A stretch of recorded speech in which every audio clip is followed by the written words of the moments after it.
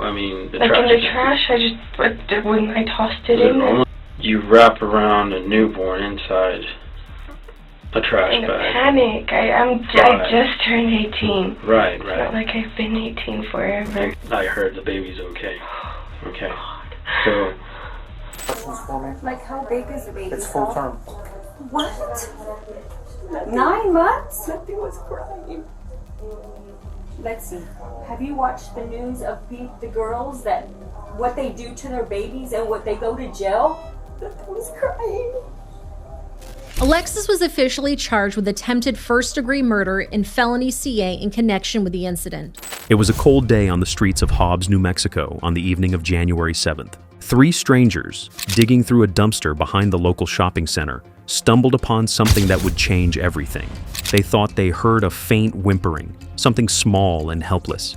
At first, they assumed it was just another stray animal, but as they leaned closer, their hearts sank. What they found wasn't an animal, it was something far more disturbing. A tiny newborn baby, wrapped in a towel, lying discarded in the trash, barely breathing. The cold had already begun to take its toll, and time was running out. One of the men, Michael Green, quickly grabbed his phone and dialed 911. The dispatcher, trying to grasp the severity of the situation, asked the simple question, "Is the baby breathing?" Michael replied, I think so, but I don't know for sure." In those first few moments, it was clear, this wasn't just a case of abandonment. But who had left him there, in the freezing cold, in the most unimaginable place, thrown away like trash? What could make a mother do such an unthinkable thing? Her name is Alexis Avila, a teen mom who thought she could discard her baby just because she just turned 18. But as the police would soon discover, this wasn't just about a teenager making an unthinkable choice. There was far more to the story than anyone could have guessed. But before we begin, if you find this video interesting, please give it a like at the end and tell me what you think about the case. It really helps the channel. Let me know in the comments where you're watching from. And don't forget to subscribe for more. Thank you. This video is created solely for educational and documentary purposes. It does not endorse, glorify, or condone any of the criminal actions or individuals described in this case. Viewer discretion is advised. As the sun set on January 7th, 2022, Michael Green, Hector Joso, and April Nuttall found themselves searching through the dumpsters behind the Broadmoor Shopping Center, just another stop in their scavenger hunt for food. But then, amidst the piles of discarded items, they heard it, a faint, pitiful sound. At first, they thought it was a stray cat, lost and perhaps searching for warmth. But as they approached the source of the sound, they stopped. What they uncovered wasn't an animal, it was something far more disturbing. Wrapped in a blood-stained towel, cold and unresponsive, a newborn baby lay abandoned in the trash. The umbilical cord was still attached, and the baby's tiny body was barely clinging to life. The sight was enough to stop anyone in their tracks. Michael, still grappling with the reality of what they had found, quickly pulled out his phone and dialed 911. His voice, though trembling with disbelief, managed to convey the urgency of the situation. "Yes, we just found a baby in the trash," he said, his voice shaking as he struggled to comprehend what he was seeing. The dispatcher pressed for details, asking if the baby was wrapped in anything and if there was any sign of injury. And then, as if on cue, Hector and April moved into action. Without a word, Hector rushed to his car and retrieved a blanket. He and April, who had been standing nearby, worked quickly to wrap the infant, doing their best to shield him from the cold of the night. They didn't have much, but they used what they could, anything to keep the baby warm as they awaited help. Hello, 911. We had just found an infant child. Is it breathing? Yes, ma'am. Okay. The middle of the mall, behind the mall, the Hobbs buffet. Okay. Is it clothed? Does the baby have any clothes on? Yes, it is making noise. Okay. Do you have a blanket? It is a boy, and he is still alive, I believe. He looks pretty good. Do you have a blanket or something you can wrap him in? Yes, ma'am. He was in a blanket. Okay. Can I have your name? Huh? Can I have your name, please? He looks like he's in good health, actually. Okay. Can I have your name? He still got his umbilical cord, she said. Okay. Can I get your name? Michael Green. A phone number? I don't, you'll have to wait the passengers move, or the driver's move his truck. But no, hold on one second. We are behind the mall. You're behind the mall? Yeah, right here behind Hobbs Buffet. Okay. And that's the corner of... Yes, ma'am. Hobbs Buffet, Old First. Hobbs, New Mexico. Okay. Have you covered him in a blanket? He is in a blanket, yes, ma'am. Okay. Is he crying? He's whimpering. He was not crying, actually. Okay. Did you see anyone in the area? No, ma'am. Okay. Anyone else there with you? Hold on. I'll let you talk to the man that has on the phone. Hold on. Okay. Hello?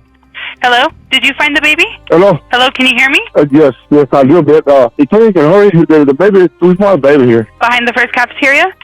Yes, ma'am. Did you find the baby? Yes, ma'am. I was looking for some stuff in the dumpster, and we heard, we heard something. I didn't know it was a baby, so I thought it was a baby cat. And we dig in, and then we found the baby. Okay, can you tell me how he's doing right now? I need to know about the baby. Okay, I see with my girl. He's in the truck.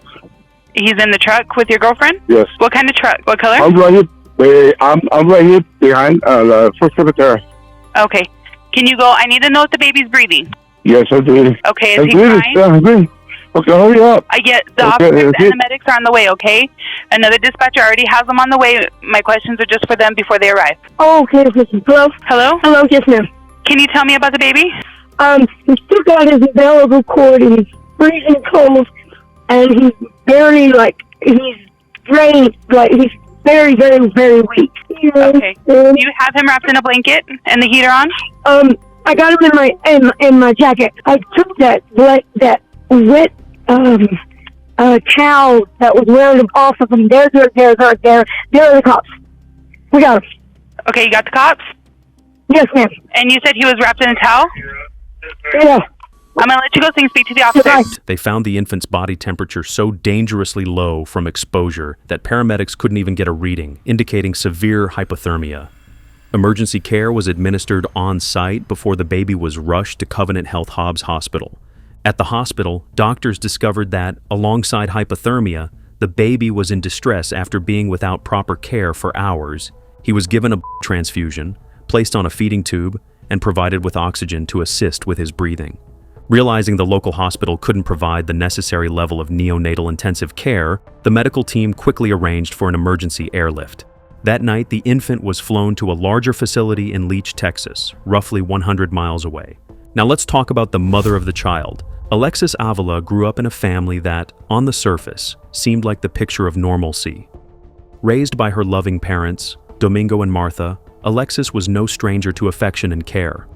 From the outside, her life appeared to be typical. There was love, there was support, and there was a sense of security that many teenagers long for. However, like many young people, Alexis had her struggles, and some of them were invisible, hidden behind a carefully curated image of normalcy. In her teen years, Alexis found herself in a romantic relationship with Stephen Astorga, a boy from her school. The couple shared moments of happiness, but things weren't always smooth. Alexis, as a young girl still finding her way in the world, often found herself confused by her emotions and the complexities of a relationship with Stephen, who, at the time, was just 16. Their relationship, though filled with passion, had its fair share of turbulence. There were arguments, misunderstandings, and moments that felt emotionally charged, especially as the couple navigated the highs and lows of being teenagers. Then the night of June 12, 2021, things took a dramatic turn. Alexis and Stephen had attended a quinceañera, a celebratory event marking an important occasion, in a local club, Club La Era. What should have been a fun night out quickly turned into chaos. The evening took a violent turn when a confrontation broke out between Alexis and Stephen. The exact details of the altercation are unclear, but what's known is that Stephen allegedly hit Alexis during a heated moment. The situation escalated when Alexis's cousin became involved in the dispute, and soon, a physical fight erupted between the two men. The altercation ended with one of Alexis's friends suffering a broken finger, and emergency services were called to the scene. While Alexis had reported the issue to the police, the incident was only the beginning of a deeper unraveling in her emotional state. In the days and weeks that followed, her relationship with Stephen began to disintegrate, and by August 2021, just 2 months after the incident, Alexis had ended things with him for good, and her mother, Martha, had made it clear that Stephen was no longer welcome in their home. However, Alexis became pregnant during this time. In early January 2022, she reportedly visited a doctor due to stomach pain, and it was on January 6th that she discovered she was pregnant. But Alexis kept her pregnancy a secret from everyone, including telling Stephen that she had miscarried in July of the previous year. She said she was afraid of her mother's reaction and panicked, fearing her mother would hate her for it. The morning of January 7th, 2022, began like any other day for Alexis Avila, alone in her parents' home. Alexis was in the throes of panic, the result of a psychological storm she could no longer control, and then, in the midst of the chaos, she went into labor and gave birth. And yet, despite the overwhelming situation, Alexis acted without thinking. She did not have a plan. She had no idea what to do next. The baby, wrapped in a towel, was now in her arms. In the midst of her emotional and mental turmoil, she made a decision, one that seemed like a desperate act of escape, but one that would haunt her for the rest of her life. In the depths of panic and fear, Alexis wrapped the baby in the towel and placed him in one of the trash bags in her car. Then she drove to the back of a local shopping center, a place where she thought no one would find her. She stopped the car behind the mall, opened the door, and walked to the dumpster. Alexis lifted the trash bag and tossed it into the dumpster. And then, without another word, she got back in her car and drove away. After the baby's miraculous rescue, the investigation began in earnest. Law enforcement was faced with the daunting task of piecing together what had led to this shocking event, and the first breakthrough came in the form of surveillance footage from the nearby shopping center. The footage, captured by a security camera positioned near the dumpster, was pivotal in unraveling the mystery of the abandoned newborn as it captured the plate number of the white car. The footage showed a white car slowly pulling into the parking lot behind the mall. The car came to a stop, and the driver, a young woman, stepped out. With hurried movements, she tossed the bag into the dumpster, then quickly got back into the car and drove off. It was a chilling moment captured on camera, but it provided the breakthrough investigators had been waiting for. Authorities immediately began tracing the vehicle. A quick check of the license plate revealed it was registered to Alexis Avila. The baby, abandoned just hours earlier, had been placed in that dumpster by his own mother. The shock of the discovery rippled through the investigation team, but there was still much more to understand. Within hours, Alexis Avila was located and brought in for questioning. As the interrogation began, Detective Daniel Perez wasted no time getting to the heart of the matter. He asked Alexis about her pregnancy, but she denied knowing anything about it until the day before she gave birth. "I didn't know I was pregnant," she insisted, her voice shaky, her words unconvincing. She said she hadn't noticed any signs until the day she went into labor. Throughout the interrogation, Alexis's expression remained detached, as if she were speaking about someone else's life, not her own. "I was scared," she said repeatedly, as if those words could explain away the horror of abandoning her newborn. I was in a panic. I didn't know what to do. Okay. I was scared. Obviously, I got confirmation that you were pregnant, okay? Right. I found that out yesterday. I was gaining weight. I was eating more. Nothing changed. I just kept hurting, and so I went to the clinic, and they admitted that after giving birth in the bathroom, she had no idea what to do. She felt overwhelmed, paralyzed by fear, and ultimately she said, "I just panicked."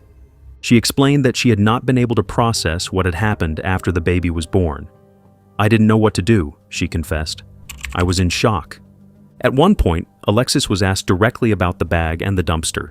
She did a urine sample, and they told me I was pregnant, and that's when I was in a panic. I didn't know what to do. Okay. I was scared. Okay. What did you do after? I cleaned myself, and I just left it where it was. I was so scared. I think she's gonna hate me just because I just turned 18. I haven't been 18 for a month. Told Detective Perez that she didn't even realize the gravity of what she had done until much later. "I didn't know I was pregnant, and I didn't know what to do after the baby was born." I just left, and I drove around, and I just put it to where I put it. Did you place it there? Did you throw it there? What did you do? What do you mean? I mean, the like trash. in the trash, when I tossed it in there. you wrap around a newborn inside a trash In a bag. panic. I just turned 18. Right, It's right. not like I've been 18 forever. I heard the baby's okay. Okay. As the case against Alexis Avila moved forward, the charges she faced were nothing short of severe. Attempted first-degree murder and CA resulting in great bodily harm. These charges reflected the gravity of the crime she had committed, and the legal system would soon be tasked with determining how to deal with her actions. The prosecution, backed by a strong case of evidence, including the surveillance footage, the 911 calls, and Alexis's own admissions, pushed for a conviction that would hold Alexis accountable for abandoning her newborn in a dumpster. However, the defense team took a different route, attempting to explain Alexis's actions through the lens of her mental health. Her attorney, Ibukun Adepoju, argued that Alexis's bipolar disorder and the extreme mental distress she was experiencing at the time had severely clouded her judgment. The defense painted a picture of a young woman whose mental state had deteriorated by the hormonal shifts caused by her pregnancy. The claim was that Alexis had not acted with malicious intent, but rather in a state of panic and disassociation, as though she were removed from reality. Despite these claims, the prosecution was steadfast in their position. Alexis knew what she was doing. They insisted that, while mental illness might have played a role in her actions, the deliberate nature of her crime, placing her baby in a trash bag, driving him to a dumpster, and discarding him as though he were nothing more than garbage, could not be ignored. They argued that Alexis had been fully aware of the consequences of her actions, and that her mental health issues did not absolve her from the responsibility of abandoning her newborn. However, to support this argument, the defense presented expert testimony from Dr. Susan B. Cave, a forensic psychologist who had evaluated Alexis after the incident. Dr. Cave testified that Alexis's bipolar disorder, which had gone undiagnosed until after the event, could have been severely aggravated by the hormonal changes associated with pregnancy.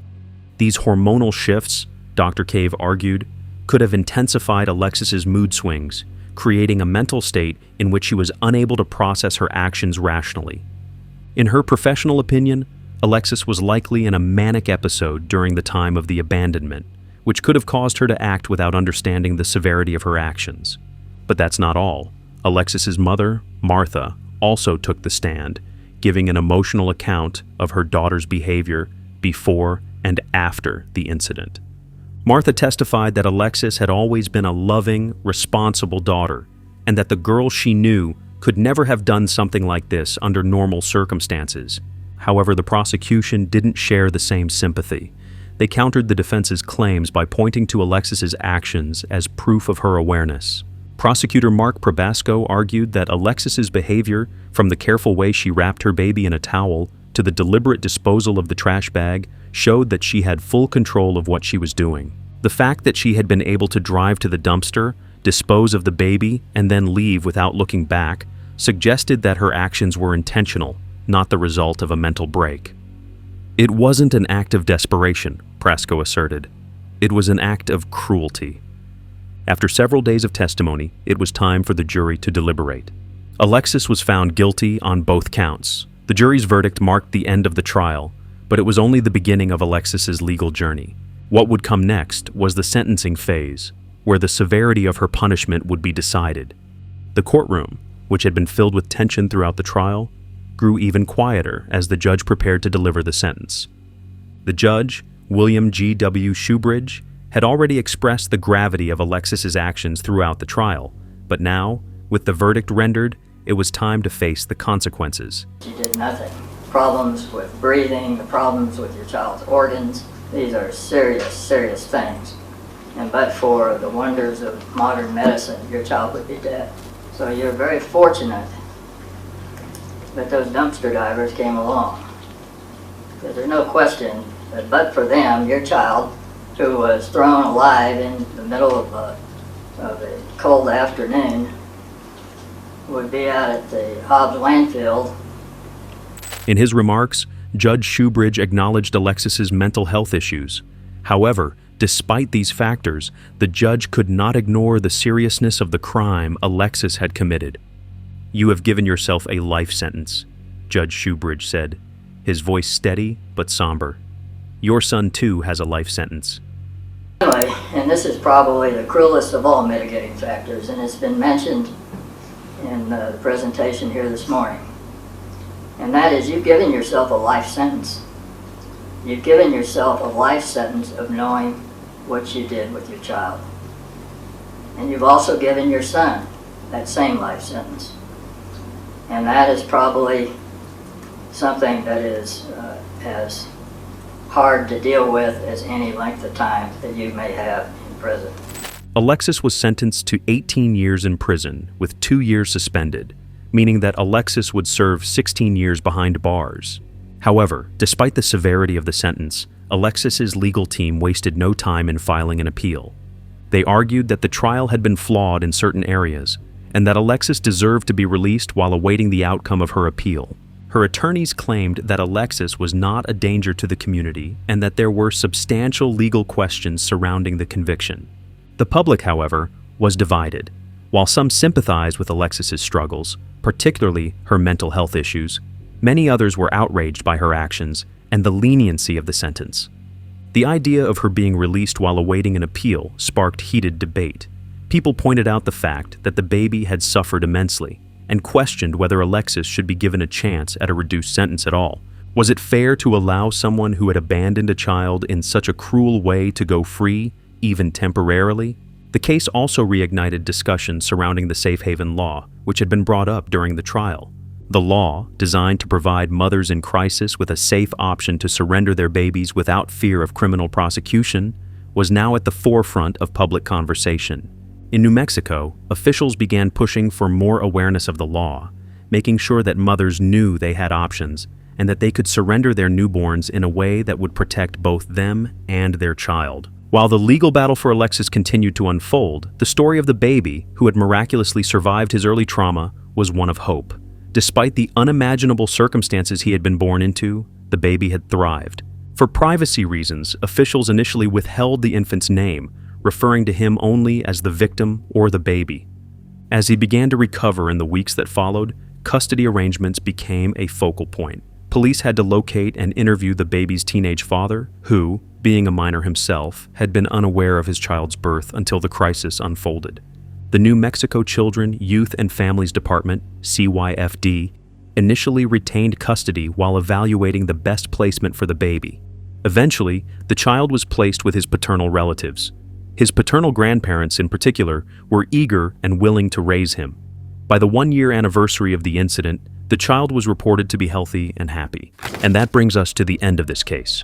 What are your thoughts on this case? Let us know in the comments. If this story shook you, there's more on the channel that dives into cases just as haunting. Don't forget to subscribe, hit that like button, and share this video. It helps keep these stories from being forgotten. Thanks for watching, and I'll see you in the next one.